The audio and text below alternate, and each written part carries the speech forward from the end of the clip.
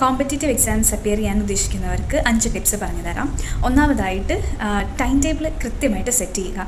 End of the day അല്ലെങ്കിൽ free ആകുമ്പോൾ പഠിക്കുക എന്നുള്ള രീതിയിലല്ല, മറിച്ച് ഒരു ദിവസം ഇന്ന സമയം തൊട്ട് ഇന്ന സമയം വരെ അങ്ങനെ കൃത്യമായിട്ട് ഏത് സമയത്ത് പഠിക്കും, അത് അരമണിക്കൂറെങ്കിൽ അരമണിക്കൂർ ആ ടൈം ഫിക്സ് ചെയ്ത് അത് കീപ്പ് ചെയ്ത് പോകാൻ ശ്രമിക്കുക. രണ്ടാമതായിട്ട് കൃത്യമായിട്ട് ടൈം ടേബിൾ സെറ്റ് ചെയ്യുക. ആദ്യം ഏത് പോർഷൻസ് കംപ്ലീറ്റ് ചെയ്യും, ഏതാണ് ലീസ്റ്റ് ഇമ്പോർട്ടൻറ്റ്, അങ്ങനെ ഒരു ടൈം ടേബിൾ സെറ്റ് ചെയ്യുന്നതിൻ്റെ കൂടെ തന്നെ ഏത് പോർഷനാണ് ഫിനിഷ് ചെയ്യേണ്ടത് ഓരോ ദിവസം എന്നുള്ള രീതിയിലും ചാർട്ട് ചെയ്യുക. അതുപോലെ പഠിക്കാനിരിക്കുമ്പോൾ 25 മിനിറ്റ് കണ്ടിന്യൂസ് ആയിട്ട് പഠിക്കുക. അത് കഴിഞ്ഞ് 5 മിനിറ്റ് ബ്രേക്ക് എടുക്കുക. ആ 5 മിനിറ്റിൽ നിങ്ങൾക്ക് ഫോണൊക്കെ എടുത്ത് നോക്കാം, പക്ഷേ ഈ 5 മിനിറ്റ് കൂടാതിരിക്കാൻ ശ്രമിക്കുക. പറ്റുമെങ്കിൽ അലാം വെച്ചിട്ട് ചെയ്യുക. നാലാമത്തെ കാര്യം എന്ന് പറയുന്നത് ഫോൺ ഭയങ്കരമായൊരു ഡിസ്ട്രാക്ഷനാണ്. അത് അടുത്ത് വെച്ചിട്ട് പഠിക്കാതിരിക്കുക. അതേപോലെ മറ്റ് ഡിസ്ട്രാക്ഷൻസ് TV അല്ലെങ്കിൽ പാട്ട് കേൾക്കുക, നടന്നുകൊണ്ട് പഠിക്കുക, ഇങ്ങനെയുള്ള കാര്യങ്ങൾ ഒഴിവാക്കുക. കാരണം നമ്മുടെ ബ്രെയിനിന് മൾട്ടി ടാസ്ക് ചെയ്യാനുള്ള കഴിവില്ല എന്നുള്ളതാണ് സത്യം. നിങ്ങളുടെ ബ്രെയിൻ ഇങ്ങനെ 2 ആക്ടിവിറ്റിയുടെ ഇടയിൽ സ്വിച്ച് ചെയ്തുകൊണ്ടിരിക്കും. സോ ഫുൾ കോൺസെൻട്രേഷനിൽ പഠിക്കണമെന്നുണ്ടെങ്കിൽ മറ്റ് കാര്യങ്ങൾ ചെയ്യാതിരിക്കുക. ഫുള്ളായിട്ട് പഠിക്കുന്ന സമയത്ത് ഫോക്കസ് ചെയ്യാം. ആ 25 മിനിറ്റ് കഴിഞ്ഞുള്ള 5 മിനിറ്റ് ബ്രേക്കിൽ നിങ്ങൾക്ക് ഇഷ്ടമുള്ള കാര്യം ചെയ്യാം. പക്ഷേ ആ 5 മിനിറ്റ് കഴിഞ്ഞ് തിരിച്ചു വന്നിരുന്ന് പഠിക്കണം. കാരണം 5 മിനിറ്റ് നീണ്ടു പോകാൻ വളരെ ചാൻസ് കൂടുതലാണ്, എസ്പെഷ്യലി ഫോൺ നോക്കുമ്പോൾ. അതും ശ്രദ്ധിക്കുക.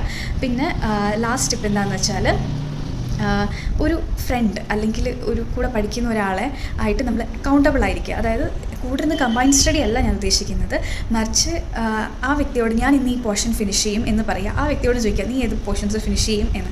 അപ്പോൾ ആ ആളോട് വൈകുന്നേരം ആകുമ്പം ഞാനിത് എൻ്റെ പോർഷൻ കംപ്ലീറ്റ് ചെയ്തു എന്ന് പറയുക. ഒരാളോട് പറയുമ്പം നമ്മൾക്ക് ആളോട് പറയേണ്ട ഒരു ഉത്തരവാദിത്തം വരുമല്ലോ. അതിനാണ് അക്കൗണ്ടബിലിറ്റി എന്ന് പറയുന്നത്. സോ ആ ഒരു അക്കൗണ്ടബിലിറ്റിക്ക് വേണ്ടി ഒരു പാർട്ട്ണറിനെ കണ്ടുപിടിക്കുക. അത് കൂടെ പഠിക്കുന്ന ഒരാൾ തന്നെ ആവണമെന്നില്ല. നിങ്ങളുടെ അമ്മമാരോ അച്ഛൻ അല്ലെങ്കിൽ ഹസ്ബൻഡ് അല്ലെങ്കിൽ ആര് വേണമെങ്കിലും ആ ഒരു റിലേറ്റീവ് ആകാം.